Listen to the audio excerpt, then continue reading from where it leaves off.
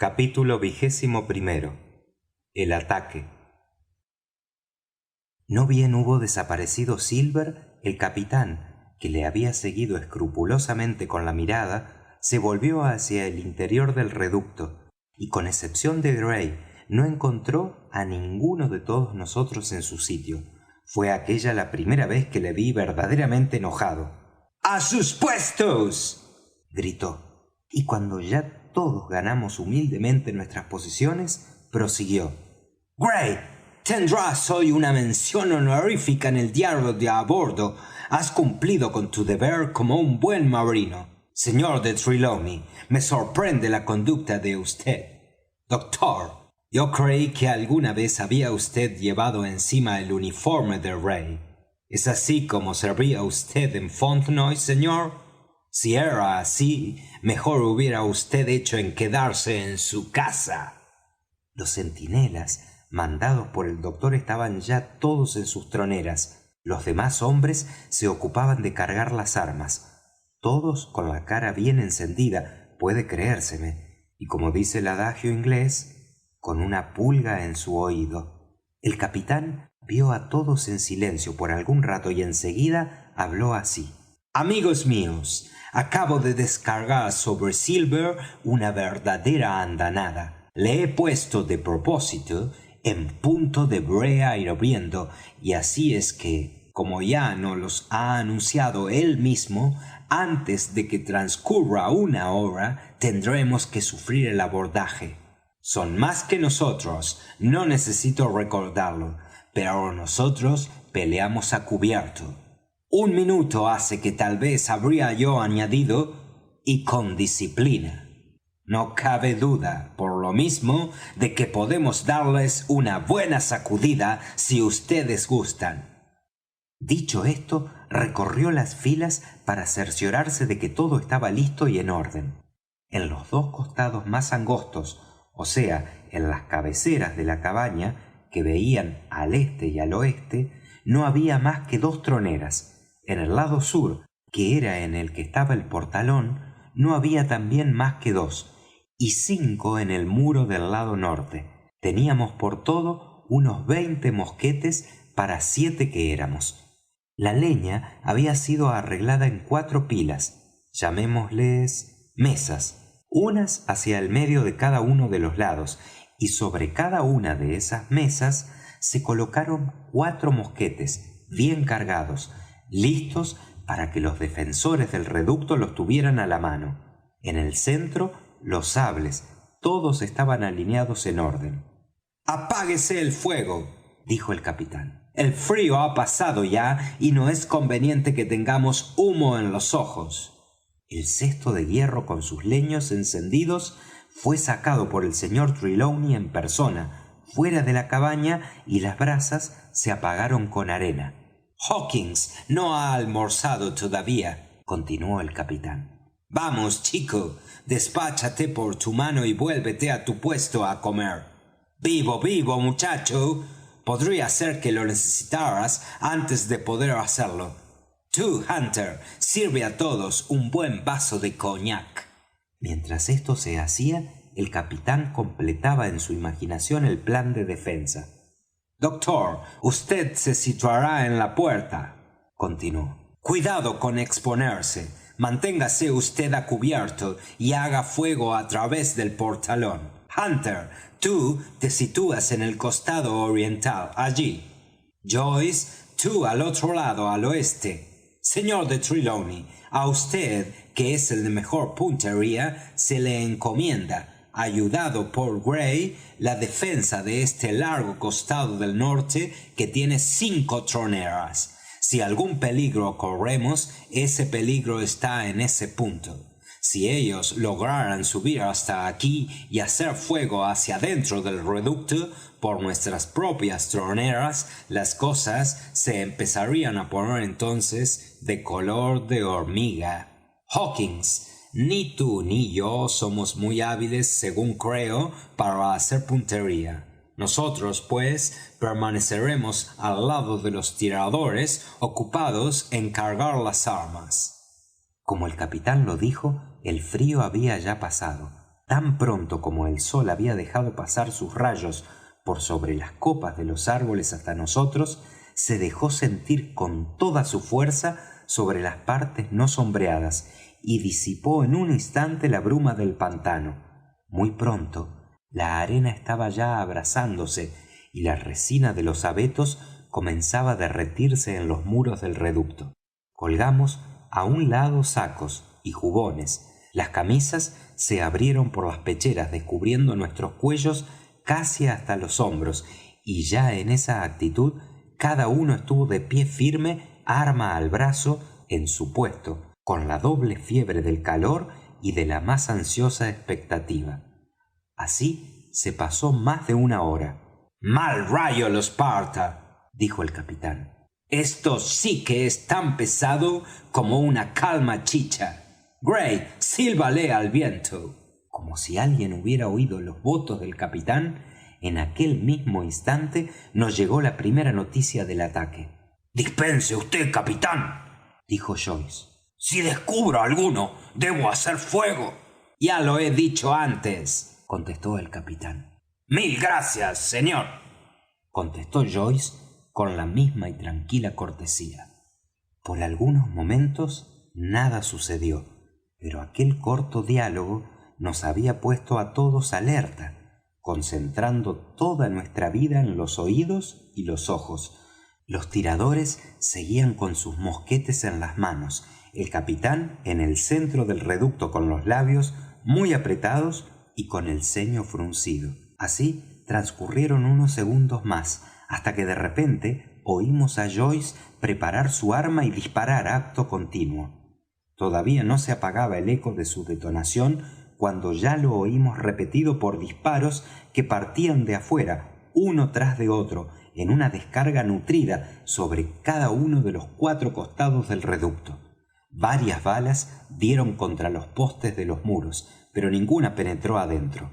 Cuando el humo se hubo disipado, la estacada y el bosque que la circunda aparecían tan quietos y desocupados como antes. Ni una rama se movía, ni el brillo del cañón de un solo mosquete denunciaba la presencia de nuestros adversarios. «¿Le acertaste a tu hombre?», preguntó el capitán. «No, señor», replicó Joyce. «Me parece que no. Pues podía hacerse algo mejor que eso, a decir verdad», refunfuñó el capitán Smollet. «Hawkins, carga otra vez ese mosquete. ¿Cuántos cree usted que había del lado de usted, doctor?» «Puedo decirlo con toda precisión. 3 disparos se hicieron de este lado. He visto las 3 llamaradas, 2 de ellas muy juntas y la otra más lejana hacia el poniente». «3», dijo el capitán. «¿Y cuántas por el lado de usted, señor de Trelawney?» Esta pregunta no fue contestada con tanta exactitud. Según el caballero, los disparos hechos sobre el costado norte eran unos 7 y 8 o 9 según el cómputo de Gray. De los lados este y oeste solo un tiro había partido.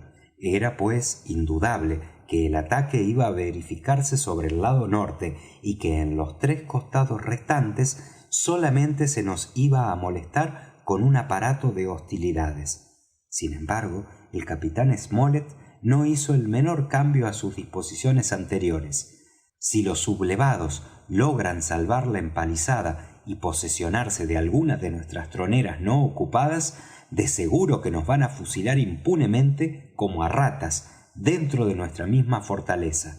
Pero no se nos dio mucho tiempo para deliberaciones. Repentinamente, con un fuerte grito de «¡Arriba!», una pequeña nube de piratas saltó de entre los árboles en el lado norte y se precipitó directamente sobre la estacada. En el mismo instante, los tiradores ocultos en el bosque abrieron el fuego nuevamente y una bala de rifle silbó a través de la puerta y golpeando sobre el mosquete del doctor se lo hizo literalmente añicos.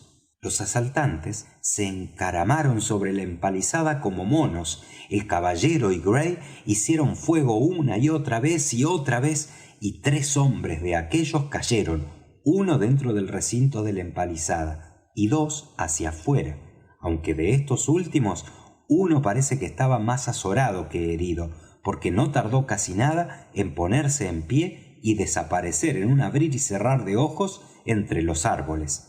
2 pues habían mordido el polvo, 1 había huido y 4 habían ya logrado entrar de pie firme en el recinto de nuestra defensa, mientras que al abrigo de los árboles 7 u 8 hombres, cada uno de los cuales tenía evidentemente un surtido de varios mosquetes, mantenían un fuego vivo y nutrido, aunque sin el menor resultado, contra los muros de nuestro reducto.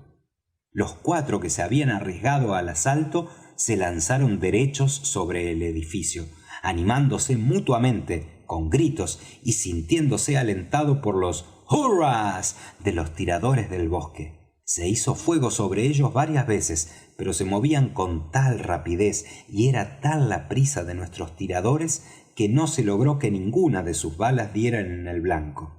En un momento, los 4 piratas habían trepado el declive de la loma y estaban ya sobre nosotros. La cabeza de Job Anderson apareció en la tronera del centro gritando con una voz de trueno: ¡Todos a ellos! ¡Todos a ellos! Al mismo instante, otro pirata logró apoderarse del mosquete de Hunter, cogiéndoselo violentamente por el cañón, y descargó sobre aquel leal un golpe tan tremendo que lo hizo rodar en tierra sin sentido. Entretanto, un tercero corrió sano y salvo en torno de la casa y apareció súbitamente en la puerta, cayendo sobre el doctor, cuchillo en mano. Nuestra posición había cambiado por completo. Un momento antes peleábamos nosotros a cubierto y el enemigo a campo raso. Ahora nosotros éramos los descubiertos e imposibilitados para volver golpe por golpe. El interior del reducto estaba lleno de humo, a cuya circunstancia debimos, en parte, nuestra salvación relativa. Gritos, confusión, relámpagos de armas de fuego, detonaciones y un gemido muy prolongado y perceptible, todo esto repicaba de una manera atronadora en mis oídos. ¡Afuera, muchachos! ¡Afuera!, gritó el capitán. ¡A pelear al descubierto y mano al arma blanca! Yo arrebaté una cuchilla de las del centro y alguno que al mismo tiempo se apoderaba de otra me infirió una cortada en los nudillos de la mano que casi ni sentí. Me lancé hacia la puerta, saliendo a la luz del sol. Alguien, no sé quién, venía tras de mí.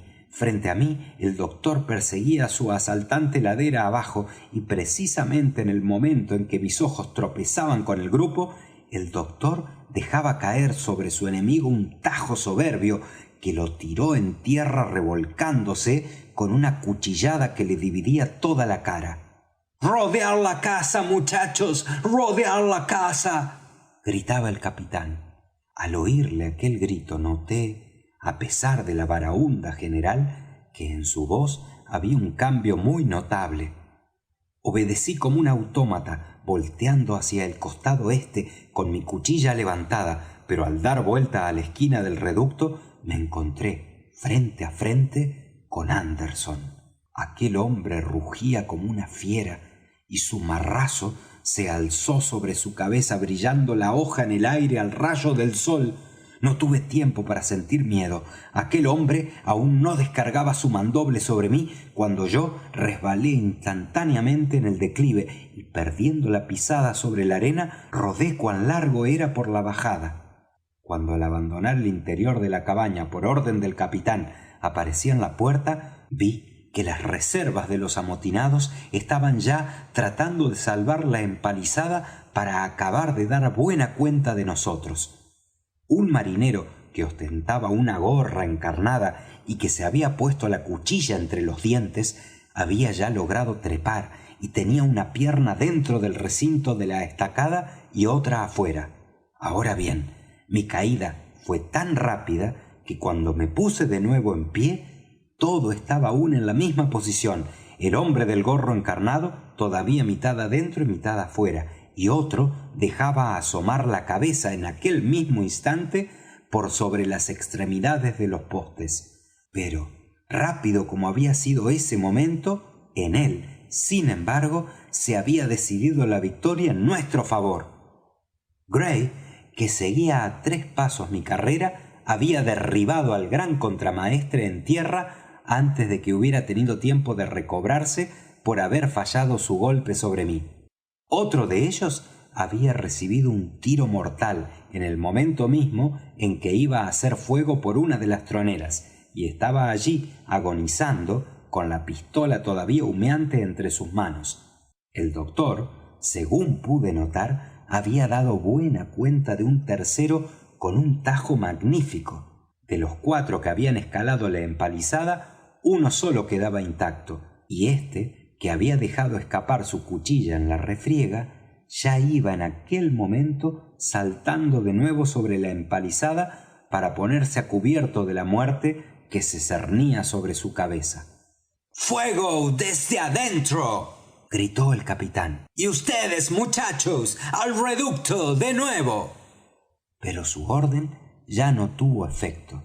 Ningún disparo partió de las troneras, y el último de los asaltantes pudo escapar sano y salvo y desaparecer con todos los demás en el bosque. En 3 segundos no quedaban ya más trazas de los asaltantes que los 5 de ellos que habían caído en la refriega, de los cuales 4 yacían dentro y el 5º fuera del recinto de la estacada. El doctor, Gray y yo corrimos con todas nuestras fuerzas para ponernos al abrigo, pues era probable que los asaltantes volvieran pronto del lugar en que habían dejado sus mosquetes y abrieran una vez más el fuego sobre nosotros. Nuestra casa, a la sazón, estaba ya bastante despejada del humo, y pudimos ver a la primera ojeada el precio a que habíamos comprado la victoria. Hunter yacía sin sentido al pie de su tronera. Joyce, cerca de él, con una bala en el cerebro, yacía también para no volver a moverse nunca. Y en el medio del recinto el caballero estaba sosteniendo al capitán, tan pálido el uno como el otro. El capitán está herido, dijo el señor de Trelawney. ¿Han corrido esos?, preguntó el capitán Smollet. Piernas le faltaban, contestó el doctor, pero allí están 5 de ellos que no volverán a correr más. ¿5? exclamó el capitán. Tanto mejor, vamos. 5 de ellos y 3 de nosotros. Eso nos deja 9 contra 4.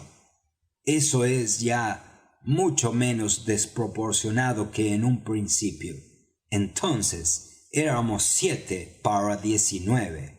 Al menos así lo creíamos, lo cual es casi tan malo como serlo en realidad. Los sublevados no fueron ya muy pronto sino 8, pues el hombre herido por el caballero a bordo del buque, con su disparo hecho desde el Serení, murió aquella misma noche a causa de sus lesiones. Esto, sin embargo, no se supo en nuestro reducto sino después. Fin del capítulo 21. Parte quinta. Mi aventura de mar. Capítulo 22. De cuál fue el principio de mi aventura. Los sublevados no volvieron ya. Ni siquiera un disparo más volvió a salir de entre los árboles. Ya habían recibido su ración por aquel día, según la frase del capitán, y quedábamos, por tanto, en posesión de nuestro reducto, con tiempo para cuidar y trasladar los heridos y para hacer la comida. El caballero y yo pusimos nuestra cocina afuera, a pesar del peligro que corríamos, pero aún allí podíamos difícilmente atender a lo que traíamos entre manos, a causa de los quejidos y lamentos que nos llegaban de los pacientes del doctor. De 8 personas que habían caído durante la batalla, solo 3 respiraban aún: el pirata que fue herido junto a la tronera, Hunter y el capitán Smollet. Y aún de estos, los primeros eran poco menos que muertos. El sublevado murió, en efecto, bajo el bisturí del doctor, y en cuanto a Hunter, por más esfuerzos que se hicieron para volverlo a sus sentidos, no tuvo ya conciencia de sí mismo en este mundo. Agonizó todo el día, respirando fuerte y penosamente, como el viejo filibustero cuando yacía víctima de aquel terrible ataque apoplético. Pero los huesos del pecho habían sido despedazados por el golpe, y el cráneo se había fracturado con la caída, por lo cual, al llegar la noche, sin voz ni estremecimiento alguno, entregó el alma a su hacedor. Las heridas del capitán eran graves, en verdad, pero no fatales. No había órgano alguno interesado con lesión mortal. La bala de Anderson, que fue la que primero le hirió, había roto la parte superior del hombro y tocado ligeramente uno de sus pulmones. La segunda bala le había nada más atravesado la pantorrilla, rasgándole y dislocándole algunos músculos. Su restablecimiento era seguro, al decir del doctor, pero entre tanto y por el espacio de semanas enteras no debería ni andar ni mover su brazo, y aun de hablar debía abstenerse hasta donde le fuera posible. Mi cortada accidental en los nudillos era un rasguño insignificante. El doctor me curó poniéndome algunas tiras de tela en plástica y me dio un tirón de orejas por haber salido tan bien librado. Cuando terminamos nuestra comida, el caballero y el doctor se sentaron en consulta al lado del capitán, y cuando ya habían hablado cuanto tenían que decir, y siendo a la sazón cerca de mediodía, el doctor tomó su sombrero, se puso al cinto sus pistolas, depositó en su bolsa de pecho la carta del capitán Flint y poniéndose un mosquete al hombro y un sable en la cintura, cruzó la empalizada por el lado norte y se aventuró vigorosamente en medio de los árboles. Gray y yo estábamos sentados juntos en el extremo opuesto del reducto, de manera de estar fuera del alcance de la conversación de nuestros superiores en consulta. Gray retiró la pipa de sus labios y no volvió a acordarse de llevarla a ellos nuevamente. Tanto así lo dejaba atónito lo que veía. «Por vida del demonio», exclamó, «se ha vuelto loco el doctor Livesey». «No, a lo que creo», le respondí. «Me parece que de todos nosotros es él el menos expuesto a ese accidente». «Cápita, chico, pues si no lo está él, oye bien lo que te digo. Debo estarlo yo». «Es posible», le repliqué. «El doctor tiene su idea y, si no me equivoco, creo que va ahora a buscar a Ben Gunn». Los sucesos demostraron que estaba yo en lo justo y racional, pero entre tanto como el reducto aquel estaba caliente como un horno y la arena de afuera ardiente como una brasa con el sol del mediodía, comenzó a bullir en mi cabeza una idea de la cual no podía decirse como de la otra que era racional ni justa. Lo que me pasó fue que empecé a envidiar al doctor marchando a la fresca sombra de los árboles, rodeado de pájaros y aspirando el fresco olor de los pinos, mientras yo estaba allí asándome con la espalda pegada a aquellos maderos que saturaban mi traje con su resina a medio fundir, rodeado de sangre por todas partes, en medio de tantos cadáveres tendidos a mi alrededor, y tanto pensé en ello que acabé por sentir hacia aquel lugar un disgusto que era casi tan fuerte como el miedo mismo. Todo el rato que estuve ocupado lavando el interior del reducto y enseguida aseando los trastos para la comida, ese disgusto y esa envidia continuaron acentuándose más y más en mi ánimo hasta que por último, encontrándome a mano una canasta de pan y no habiendo en aquel instante nadie que me observara, me llené de bizcochos todas las faltriqueras y di con eso el primer paso en la vía de mi escapada. Era yo un buen tonto, si se quiere, y ciertamente lo que yo iba a hacer no podía calificarse sino como una locura y un acto temerario, pero yo estaba bien determinado a llevarlo a cabo, con todas las precauciones que me era dable tomar. Aquellos bizcochos, caso de que algo me sucediera, podrían alimentarme por lo menos hasta el día siguiente. Después de los bizcochos, la próxima cosa de que me apoderé fue un par de pistolas, y como yo tenía ya de antemano un polvorín y balas, me sentí suficientemente provisto de armas. Por lo que hace al proyecto en sí, tal como estaba en mi cabeza, me parece que no era del todo malo. Iba a buscar, en la división arenosa existente entre el fondeadero y el mar abierto, la peña blanca que había visto la víspera, y cerciorarme si era ella o no la que escondía el bote de Ben Gunn. cosa bien digna de ejecutarse, según todavía hoy me parece. Pero teniendo como tenía la seguridad de que no se me permitiera abandonar el recinto de la estacada, mi plan se redujo a despedirme a la francesa y deslizarme afuera cuando nadie pudiera verme, lo cual era en sí tan malo que bastaba para hacer todo mi pensamiento reprensible. Pero yo no era más que un muchacho y mi resolución estaba perfectamente tomada. Ahora bien, las cosas se me presentaron al cabo de tal manera que encontré una oportunidad admirable para mi objeto. El caballero y Gray estaban muy entretenidos arreglando los vendajes del capitán. La costa estaba libre. Me lancé ágilmente sobre la estacada, me interné en la espesura de los árboles y antes de que mi ausencia pudiera ser notada, ya estaba yo fuera del alcance de la voz de mis compañeros. Esta era ya mi segunda locura, mucho peor que la primera, supuesto de que no dejaba en la casa sino 2 hombres sanos y salvos para custodiarla. Pero, como la primera, esta segunda calaverada contribuyó a salvarnos a todos nosotros. Hice rumbo derecho hacia la costa oriental de la isla, pues mi resolución era ir a la punta por el lado que daba al mar, para evitarme toda probabilidad de ser observado desde el fondeadero. La tarde estaba ya bastante adelantada, pero todavía brillaba el sol, y no era poco el calor que se hacía sentir aún. Mientras proseguía mi marcha, cortando el alto y espeso bosque, escuchaba allá a lo lejos, delante de mí, no sólo el trueno continuo de la marejada, sino cierto frotamiento de hojas y crujidos de ramas que me demostraban que la brisa del mar se había desatado más fuerte que de ordinario.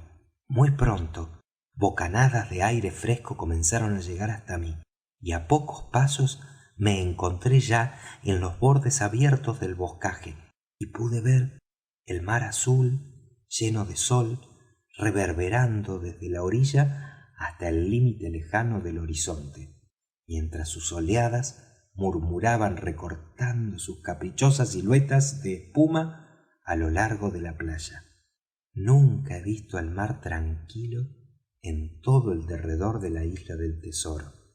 El sol puede lanzar desde arriba cuanto calor le sea posible. Puede muy bien la atmósfera estar sin una sola ráfaga de viento, y la superficie lejana de las aguas tersa y azul. Esto no impedirá jamás que aquellas grandes moles de agua espumante rueden a lo largo de toda la costa, tronando siempre, tronando de día y de noche, de tal suerte que apenas habrá lugar alguno en la isla entera en donde se pueda uno libertar de oír aquel rumor eterno. Yo seguí entonces el borde de la playa, marchando junto a la rompiente con gran deleite mío, hasta que, juzgándome ya bastante lejos hacia el sur, me interné de nuevo en la espesura del bosque y me fui serpeando cautelosamente hacia la parte elevada de la punta, término de mi viaje. A mi espalda estaba el mar y al frente el fondeadero. La brisa de la mar, como si hubiera gastado toda su fuerza en el soplo violento de hacía un rato, había cesado ya, y le sucedían ahora suaves corrientes de aire cuya dirección variaba del sur al sudeste, arrastrando grandes masas de niebla.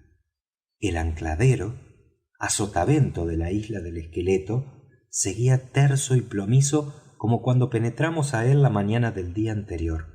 La Española se reproducía toda entera en aquel tranquilo espejo, retratando su casco desde la línea de flotación hasta los topes de los mástiles en que flotaba la bandera de los piratas.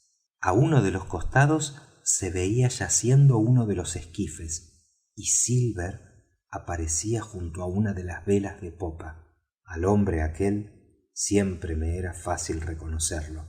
2 de los sublevados aparecían recargados en la balaustra. Uno de ellos era el mismo hombre de la gorra encarnada que pocas horas antes había yo visto a horcajadas sobre la empalizada. Al parecer no hacían más que hablar y reír, aun cuando a la distancia a que yo me encontraba de ellos algo más de una milla, no podía llegarme, por supuesto, ni una sola palabra de lo que conversaban. En aquel instante comenzó de repente el más horrendo e indescriptible rumor de alaridos, que de pronto me alarmaron bastante, aunque luego reconocí, por fortuna, la voz del capitán Flint, y aún me pareció distinguir al pájaro mismo, con su brillante plumaje verde, saltar sobre el puño de su amo. Pocos momentos después vi que el esquife se movía, empujado hacia la playa por el hombre de la gorra encarnada y su compañero, que habían descendido a él por la porta de popa. Al mismo tiempo que sucedía esto, el sol se ocultaba tras la cumbre del Vigía, y como la niebla se amontonaba rápidamente, todo comenzaba a ponerse oscuro de veras. Vi en consecuencia que no tenía tiempo que perder si es que debía encontrar el bote aquella misma tarde. La Peña Blanca, bastante visible sobre los arbustos, estaba todavía como a 1/8 de milla distante de mí, hacia la parte baja de la punta, y así es que dilaté aún un poquillo antes de llegar a ella, teniendo a trechos que marchar en 4 pies entre las zarzas y las retamas. Era ya casi de noche cuando puse mis manos sobre unos ásperos y escabrosos costados.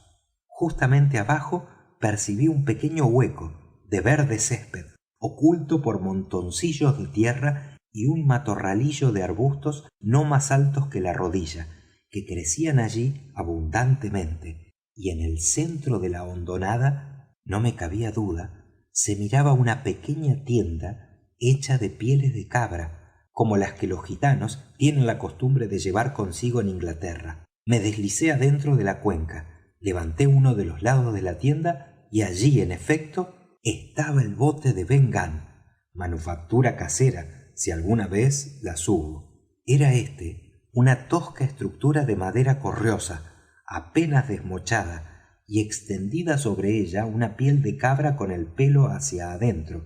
Aquel juguete era en extremo pequeño, hasta para mí, y puedo difícilmente creer que hubiera podido sostenerse a flote con un hombre de talla ordinaria. Veíase en él un banco de remero, tan bajo como era posible imaginarse, una especie de apoyo para los pies hacia la proa y unos 2 canaletes o remos para la propulsión. Hasta aquel día jamás me había sido dable tener ante mis ojos uno de esos botes enteramente rudimentarios y primitivos usados por los antiguos pescadores bretones y aún parece que también por los egipcios, y que en la vieja Bretaña se llamaron coracles, pero en aquel momento tenía un verdadero coracle en mi presencia, y no me será posible dar mejor idea de él sino diciendo que era, sin duda alguna, igual al primero y más imperfecto aparato de flotación que fabricara el hombre. Pero la verdad es que, con todos los defectos del coracle, tenía como la gran ventaja de ser en extremo ligero y portátil. Ahora bien, se supondrá que una vez que hube encontrado mi bote, tuve ya con eso bastante para sentirme satisfecho de mi truhanería por aquella vez. Pero el caso es que, durante aquel tiempo, otra ocurrencia había venido a herir mi imaginación, y tanto me apasioné de ella que se me figura la habría llevado a cabo en las barbas del mismo capitán Smollet. Esta ocurrencia fue la de aventurarme en aquel bote, protegido por la sombra de la noche, llegar suavemente hasta la Española, cortar el cable de su ancla y dejarla echarse sobre la playa a donde la llevara su buena o mala ventura. Yo me había fijado en que, después de la lección que los rebeldes acababan de recibir aquel día, probablemente no encontrarían cosa mejor que hacer que levar anclas y lanzarse con la goleta al mar. Parecióme conveniente y grato de veras el impedirles llevar a cabo tal resolución, y me afirmé en la practicabilidad de mi pensamiento cuando vi cómo dejaban al guardián de la nave encastillado en ella sin un solo bote a su disposición. Me senté, pues, a esperar que se hiciera bien densa la oscuridad, y me puse, entre tanto, a comer con gran apetito algunos de mis bizcochos. Era aquella una noche única quizás entre 10,000 para realizar mi propósito. La niebla había sepultado completamente el cielo y el horizonte. Conforme los últimos rayos del crepúsculo desaparecían, la oscuridad más completa caía sobre la isla del tesoro. Así es que, cuando concluí por echarme á cuestas el botecillo aquel y me encaramé como Dios me ayudó para salir de la hondonada en que acababa de cenar, no quedaban ya más que 2 puntos visibles en todo el ancladero. Uno de ellos era la gran hoguera encendida en la playa, en torno de la cual los derrotados piratas se consolaban de su desastre en medio de una tremenda borrachera á orillas del juncal. El otro, que no era sino un reflejo de luz opaca rompiendo apenas las tinieblas, indicaba la posición del navío al ancla. La bajamar le había hecho describir un semicírculo completo en torno de su amarre, de manera que á la sazón la proa estaba vuelta hacia mí. Las únicas luces encendidas á bordo estaban en la popa y en la cámara, de suerte que el ligero resplandor que yo veía no era más que el reflejo, sobre la niebla, de los fuertes rayos luminosos que se escapaban de la ventanilla de popa. La marea había bajado hacía ya mucho rato, así es que tuve que ir vadeando por largo trecho en una arena pantanosa en la cual varias veces me sumí hasta la pantorrilla, antes de que pudiera llegar al límite en que el agua seguía su marcha de retroceso. Con alguna fuerza y no escasa destreza vadeé el agua del mar como lo había hecho en la playa, y con toda felicidad boté quilla abajo mi coracle sobre la movediza superficie. Fin del capítulo 22. Capítulo 23. El reflujo corre. El esquife de Ben Gunn, como yo me lo figuré desde antes, con sobra de razón, era un bote muy seguro para una persona de mi estatura y de mi peso, y tan ligero como boyante siguiendo su vía por el mar, pero era al mismo tiempo el más intratable y desobediente navichuelo que puede imaginarse para lo que se refería á su manejo. Por más que uno hiciera, él siempre se iba de lado, a sotavento, de preferencia a cualquiera otra dirección. Así es que el ir siempre volteando y volteando era la maniobra que más se acomodaba con su naturaleza. Recuerdo que el mismo Ben Gunn me había dicho que su bote era extraño y difícil para manejar hasta que se le cogía el modo. Y la verdad es que yo no le sabía su modo. Entre mis manos iba y volvía en todas direcciones excepto en la que yo necesitaba. Nuestra marcha casi constante era sobre un costado, y tengo la seguridad de que, a no ser por la ayuda de la marea, jamás hubiera logrado llevar el barquichuelo aquel a donde yo quería. Por mi buena suerte, por más que yo remaba, el reflujo seguía arrastrándome siempre hacia abajo, en la dirección precisa en que yacía anclada la Española, de la que, por tanto, era punto menos que imposible desviarme. Al principio no veía delante de mí más que un borrón, más negro aún que la misma oscuridad. A poco, casco, mástiles y cordaje comenzaron a tomar forma distinta a mis ojos, y un momento después, que no fue más, supuesto que la corriente de la marea me arrastraba cada vez con mayor violencia, ya estaba mi botecillo al lado de la guindaleza de la cual me cogí en el acto.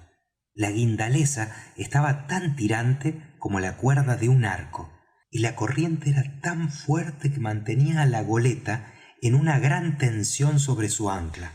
En torno del casco la corriente bullía, escarceaba, y burbujeante y murmuradora se rompía sobre los costados de la goleta, como un arroyuelo que baja saltando por las vertientes de una montaña. No tenía ya que hacer otra cosa sino dar un corte a aquella cuerda con mi navaja de á bordo, y la Española se iría zumbando corriente abajo. Todo eso estaba muy bueno, pero cuando ya me disponía a completar mi hazaña, me ocurrió repentinamente que una guindaleza cortada de súbito es una cosa tan peligrosa como un caballo que da coces. Las probabilidades eran 10 contra 1 de que, si era bastante temerario para cortar a la española de su ancla, tanto mi navichuelo como yo teníamos que pagar demasiado caro aquel atrevimiento, con un naufragio casi seguro. Esta consideración me detuvo en el acto, y si la fortuna no me hubiera favorecido de nuevo de una manera muy particular, habría tenido que abandonar mi designio por completo. Pero los vientos mansos que habían comenzado a soplar de sudeste y del sur habían cambiado, después de entrada la noche, en dirección del sudoeste. Precisamente en el tiempo que yo gasté en reflexionar, vino una bocanada que cogió a la goleta, empujándola hacia la corriente, y con gran regocijo mío sentí que la tensión de la guindaleza, que tenía aún cogida, disminuyó tanto que, por un momento, la mano con que la sujetaba se encontró sumergida dentro del agua. Esto bastó para que yo formara mi resolución.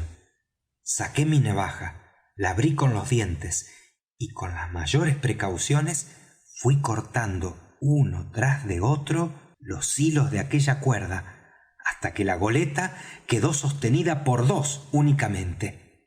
Entonces me detuve, esperando, para cortar estos 2 últimos a que la tensión se aligerase de nuevo por otra ráfaga de viento.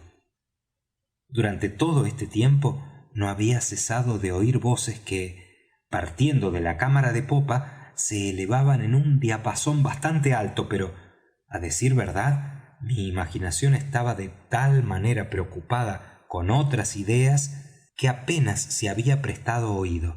Pero a la sazón, que ya tenía mucho menos que hacer, comencé a parar mientes algo más en lo que se decía.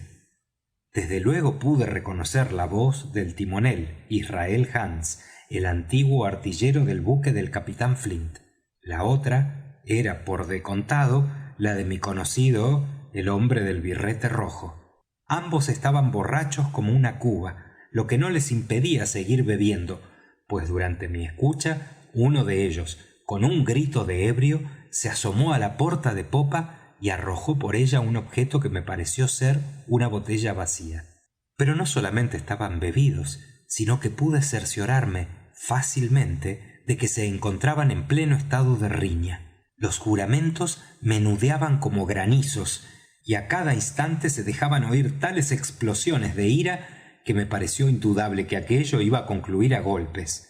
Sin embargo, una y otra de esas explosiones pasaron sin ir a más.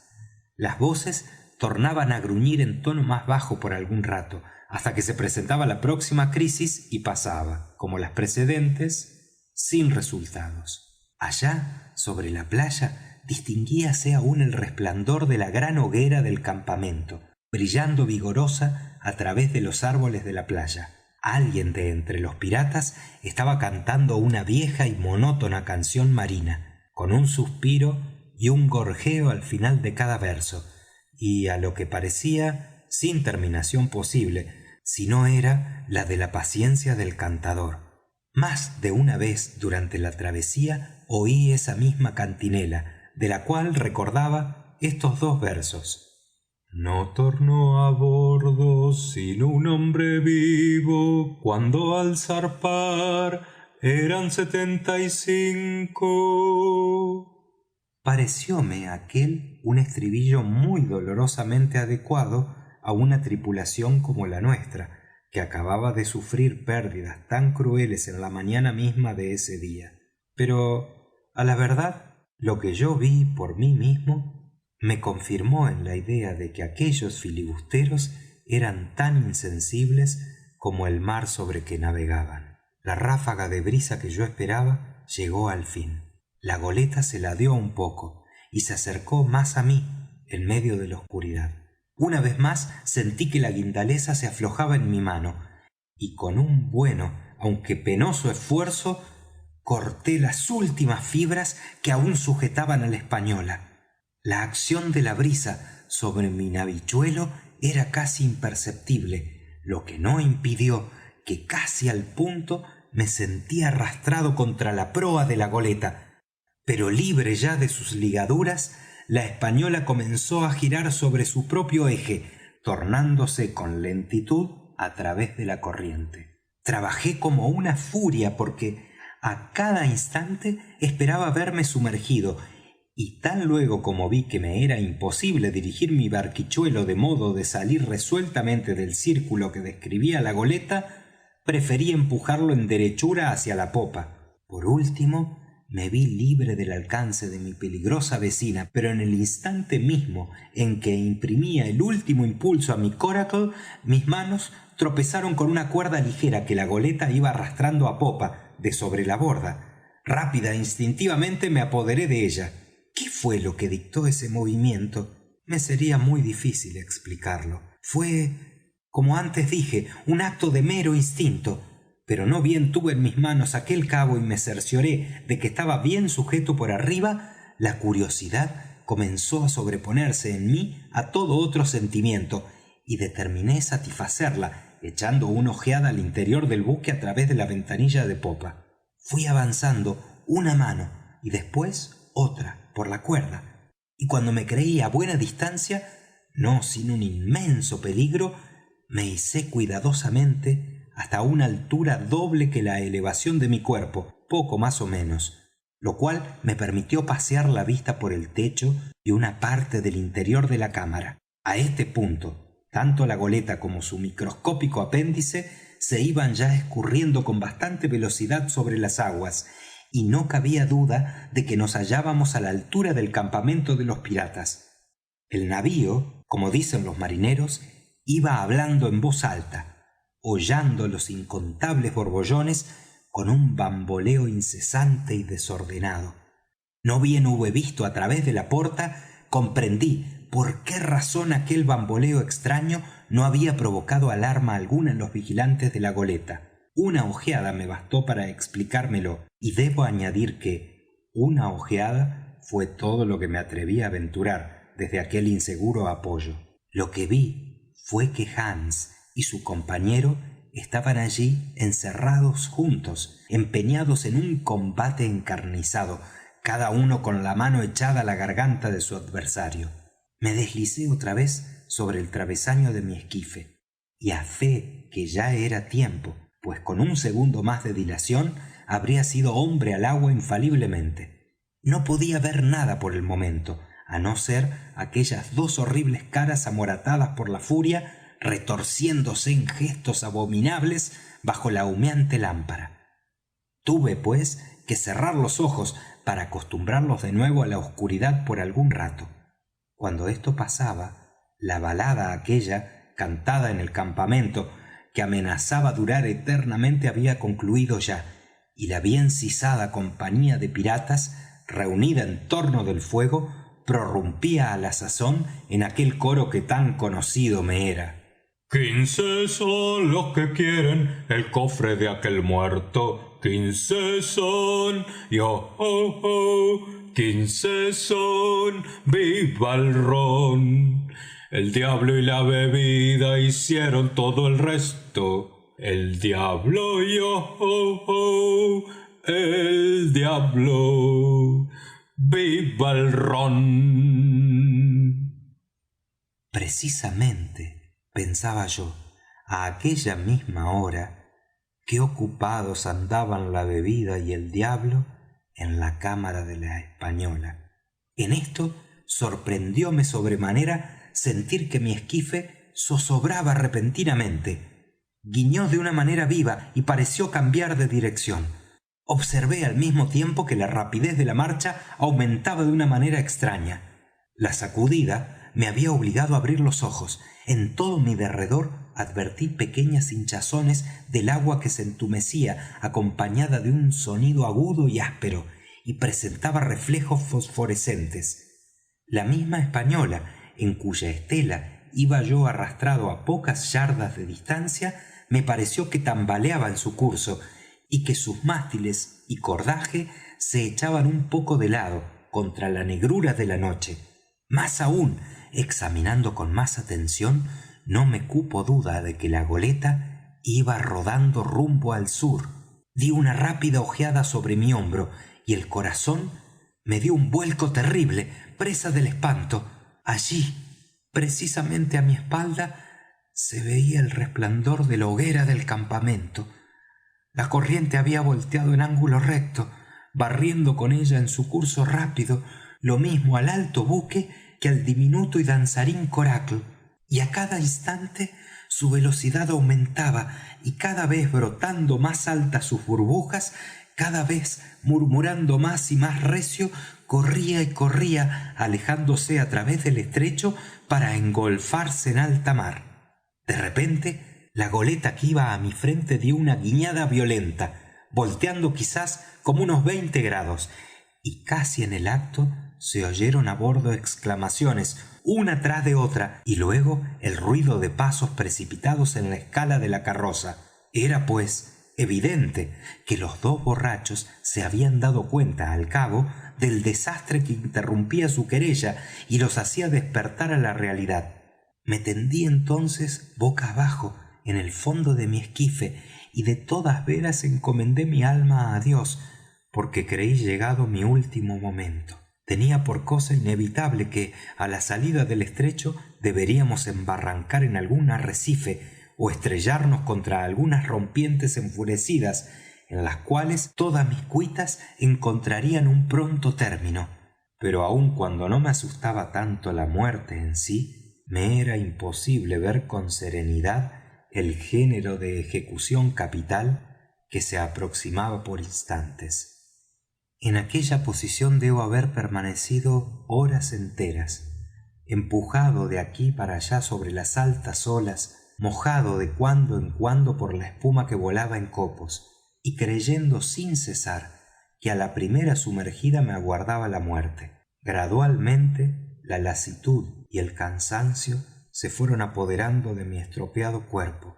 Luego un entorpecimiento extraño, un estupor desusado cayeron sobre mí, aun en medio de mis terrores, hasta que el sueño llegó por último, y en aquel mi traído y llevado esquife dormí soñando con mi casa y con mi viejo almirante Benbow.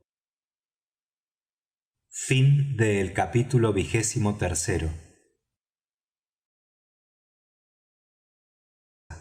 Capítulo 24. El viaje del Coracle.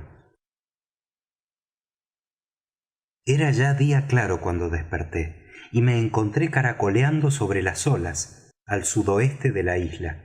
El sol se había ya levantado, pero todavía estaba para mí oculto, tras de la gran peña del Vigía, que por aquel lado casi bajaba hasta el mar en riscos formidables.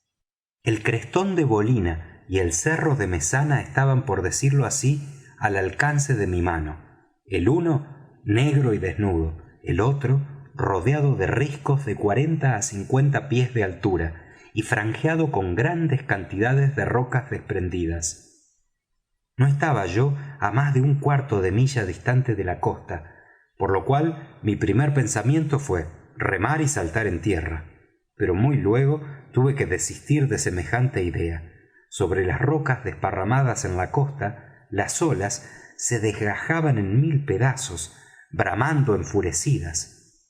Un trueno sucedía a otro trueno, y una explosión de espuma a otra explosión, segundo por segundo, lo que me hizo comprender que, si me aventuraba a aproximarme, o tendría que perecer estrellándome contra la escarpada orilla, o que gastar mi fuerza tratando de escalar en vano los enhiestos despeñaderos.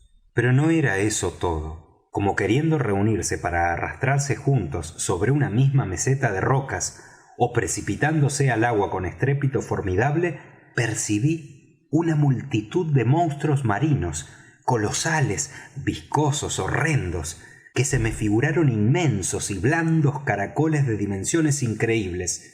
Creo que había allí unos 40 o 50 de ellos, haciendo retumbar los huecos de las rocas con sus espantosos gritos. Después he sabido que aquellos animales no eran sino focas o becerros marinos, enteramente inofensivos. Pero su aparición en aquellos momentos, añadida a lo escabroso de la playa y a la violencia desusada con que se rompían las olas sobre ella, acabó por quitarme completamente toda gana de bajar a tierra en semejante paraje. Más que a desembarcar allí, Me sentí dispuesto a morir de hambre en medio del océano por no afrontar aquellos peligros. Pero lo cierto es que tenía en expectativa una oportunidad mucho mejor de lo que yo suponía. Al norte del crestón de Bolina, la tierra ofrece una larga prolongación que deja, a la hora de la bajamar, una cinta de arena amarillenta al descubierto. Al norte de esa cinta aparece otro cabo, el Cabo de la Selva, según lo marcaba la carta, sepultado literalmente en una masa de altísimos pinos que bajaban hasta la misma orilla del mar. Recordé lo que había dicho Silver acerca de la corriente que se dirige hacia el norte, siguiendo en toda su longitud la costa occidental de la isla, y viendo, por mi posición, que me encontraba yo dentro de aquella, preferí dejar a mi espalda el crestón de Bolina y reservar mi fuerza para una intentona de desembarque en el Cabo de la Selva, cuyas playas eran, sin duda, mucho más abordables y seguras. Había a la sazón una gran cantidad de tumefacciones suaves sobre el mar. El viento, que soplaba manso pero firme, de sur a norte, no era obstáculo sino más bien ayuda para seguir el curso de la corriente, y las oleadas alzaban y abatían sus ondas sin despedazarlas. A no haber sido así, es indudable que mucho tiempo hacía que hubiera perecido, pero yendo como iba, era de maravillar con qué facilidad y cuán seguramente mi ligero botezuelo cortaba el agua. Con frecuencia, desde el fondo en que me mantenía aún oculto, me era dable divisar cerca, muy cerca de mí, una gran cima azul, sobresaliendo de la regala de la borda. Aquella era una oleada, pero mi coracle no daba más que un ligero brinco, y listo como un pájaro, caía en un instante al otro lado, en la hamaca que formaba el espacio que dividía las dos olas entre sí. Comencé entonces a cobrar bríos, y me senté para poner a prueba mi habilidad al remo. Pero el cambio más insignificante en la disposición del peso, en una cascarita como aquella, produce los resultados más violentos en su continente y marcha. Así es que, no bien me había movido para sentarme, haciendo cesar desde luego su suave y acompasado balanceo anterior, cuando me sentí arrojado directamente hacia abajo y al sesgo contra una ola bastante brava, cuyo golpe me aturdió, al par que la espuma azotando sobre la pequeña proa se desbarataba contra ella, alzándose casi tan alto como la ola que venía. A un mismo tiempo me sentí calado por el agua y presa del terror, por lo cual sin más dilación volví a colocarme en la postura que antes tenía, con lo cual el botecillo pareció enderezarse de nuevo y llevarme tan suavemente como al principio sobre las crestas de las grandes olas. Era evidente que había que dejarlo ir a su antojo, sin meterme a gobernarlo, pero la cuestión era que a aquel paso, ¿qué esperanza me quedaba de ganar la playa? Comencé, pues, a sentirme grandemente aterrorizado, pero, no obstante, no perdí del todo la cabeza.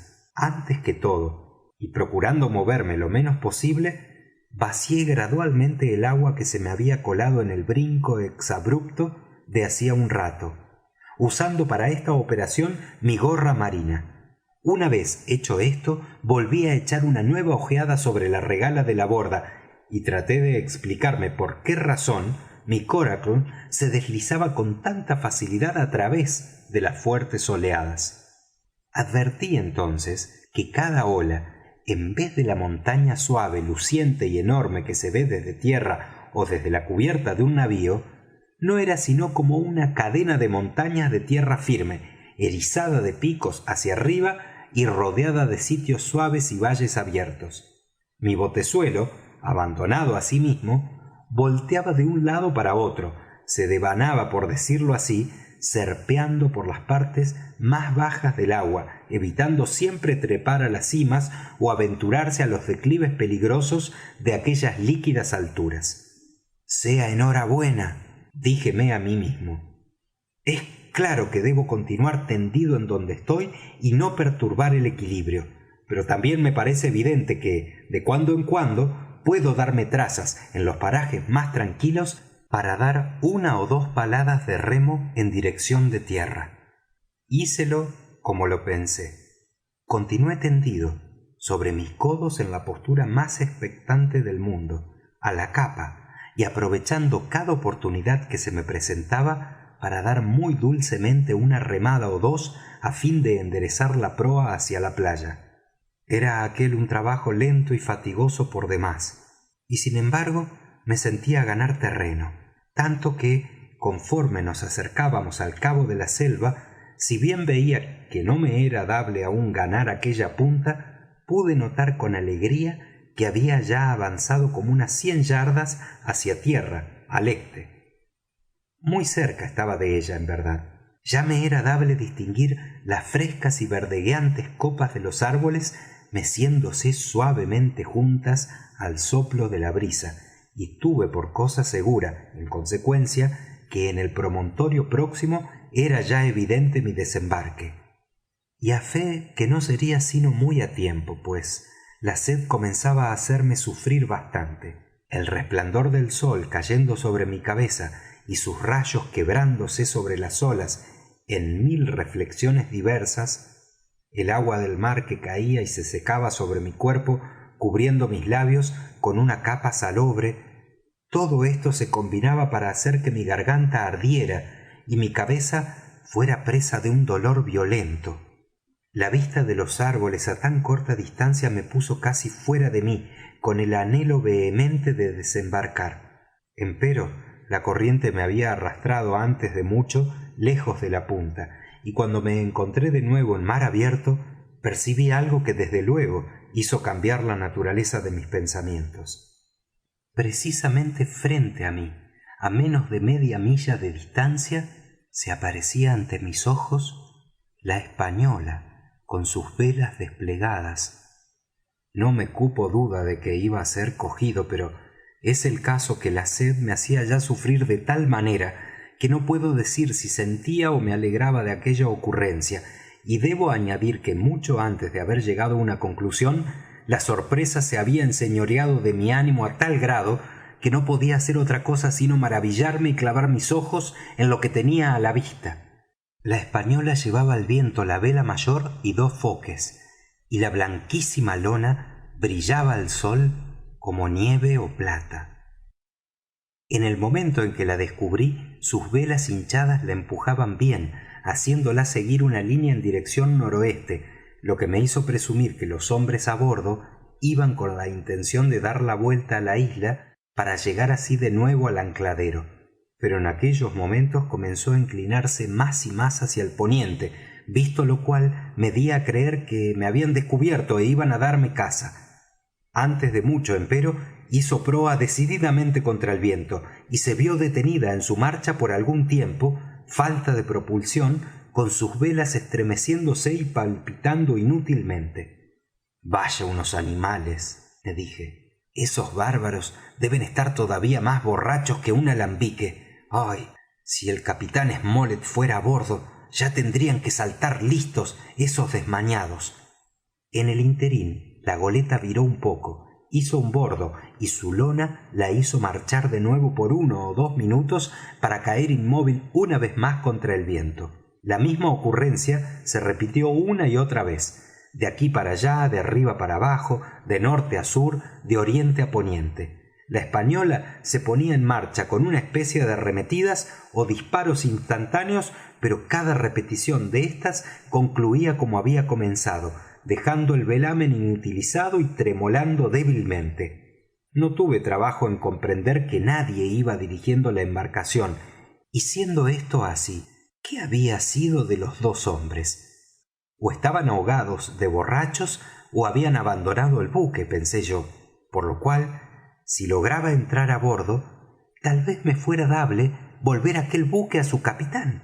La corriente iba arrastrando con igual velocidad hacia el sur tanto a la goleta como al traído y llevado Coracle. Por lo que hace a la goleta, su marcha era tan irregular e intermitente, supuesto que a cada momento se veía como engrillada, que la verdad es que muy poco o nada ganaba cuando no perdía terreno. Con solo que me atreviese a sentarme otra vez y tentar de nuevo al remo, estaba seguro de que pronto me sería dable estar sobre ella. El proyecto tenía un sabor de aventura que despertó mi apetito, no sin que lo acrecentara, duplicando mi energía, el recuerdo de que frente a la carroza de proa estaba un buen depósito de agua dulce en la codiciada Española. Sentéme, pues, y como la vez primera que lo hice, fui saludado por un azote de agua y espuma, con la diferencia de que por esta vez el empuje impreso al Coracle fue en mi favor. Dediquéme entonces a remar con toda la precaución, pero con toda la energía de que era capaz, hacia la no gobernada Española. En uno de mis impulsos, sin embargo, alojé dentro del botezuelo tal cantidad de agua que tuve que parar mi maniobra y estarme alerta, sintiendo que los latidos del corazón iban a ahogarme. Pero ya más cauto y muy gradualmente, púseme al fin en el verdadero camino de mi meta, guiando mi esquife, bordeando las grandes olas y sin poder impedir con todo y eso que la cresta de alguna azotara la proa de mi barquilla y salpicara mi rostro con su desbaratada espuma. A la sazón, mi avance sobre la goleta era ya rápido y perceptible. Ya podía distinguir bien el brillo del metal en la caña del timón cuando éste se movía golpeando, y sin embargo todavía no aparecía un alma sobre cubierta. No pude suponer otra cosa en consecuencia sino que la goleta había sido abandonada. De no ser así, los hombres aquellos deberían estar abajo, borrachos como muertos, en cuyo caso me sería fácil quizás asegurarlos y hacer con la goleta lo que me pareciera. Por un buen rato ésta se había mantenido haciendo lo que podía no ser peor para mí, esto es, continuar en el mismo estado de inercia. Su proa iba casi directamente al sur, sin dejar de guiñar, por supuesto, a cada momento. A cada guiñada dejaba caer hacia afuera sus velas, en parte hinchadas, y éstas la volvían a poner en un instante, enfilando el viento una vez más. He dicho que esto era para mí lo peor de todo, porque sin gobierno como la goleta iba, con su velamen tronando como un cañón y las olas azotando ruidosamente los costados y bañando la obra muerta, continuaba, sin embargo, corriendo delante de mí, no sólo con la velocidad natural de la corriente, sino con toda la fuerza de su deriva, que naturalmente era muy grande. La oportunidad al cabo concluyó por presentárseme. La brisa se puso por algunos momentos sumamente baja, y la corriente que volteó con lentitud a la Española hizo que ésta concluyera por presentarme su popa, con la porta todavía abierta de par en par, y la lámpara sobre la mesa encendida aun a pesar de ser de día. La vela mayor colgaba en aquel instante desmayada y caída como una bandera. Nada, con excepción de la corriente, interrumpía la inmovilidad de la embarcación aquella. Durante un rato, poco hacía, en lugar de ganar iba yo perdiendo terreno, pero ahora, redoblando mis esfuerzos, comenzaba otra vez a estar más cerca de mi presa. No me faltaban ya ni 100 yardas para llegar a ella, cuando el viento llegó otra vez con estruendo, hinchando la lona sobre las amuras de babor, y acto continuo se me alejó otra vez deslizándose, ondeando y casi volando como una golondrina. Mi primer impulso fue de desesperación, pero el segundo fue de alegría, porque hétela allí que, describiendo una gran curva, la Española viene hacia mí, hasta ponerse frente a uno de mis costados, y continuando la misma inesperada evolución, muy pronto la veo a la mitad, y luego a un tercio, y luego un cuarto de la distancia que nos separaba hacía poco. Ya distinguía yo las olas que hervían bajo su gorja. Qué enorme me parecía la mole de aquella goleta vista desde mi bajísima estación en el botezuelo. Pero instantáneamente comprendí aquella situación, y apenas si tuve tiempo para pensar, y menos aún para ponerme en salvo. Estaba yo con mi Coracle en la cresta de una alta ola, y la goleta venía sobre la cima de la inmediata, abatiéndose sobre mí. Un segundo de vacilación y mi muerte era segura. El bauprés estaba sobre mi cabeza en aquel instante. Rápido como el pensamiento me puse en pie y haciendo un impulso desesperado salté haciendo desaparecer al Coracle bajo el agua. Con una mano me había asido al botalón de foque, en tanto que mi pie estaba alojado entre el estay y la braza. Y todavía no había yo tenido tiempo de hacer el más pequeño movimiento para cambiar mi posición, cuando el rumor apagado de un golpe me dijo que la goleta se había cargado hacia abajo, acabando de hundir y despedazar el Coracle, y que por consiguiente allí quedaba yo, colgando entre cielo y mar, sin retirada posible de la Española. Fin del capítulo 24.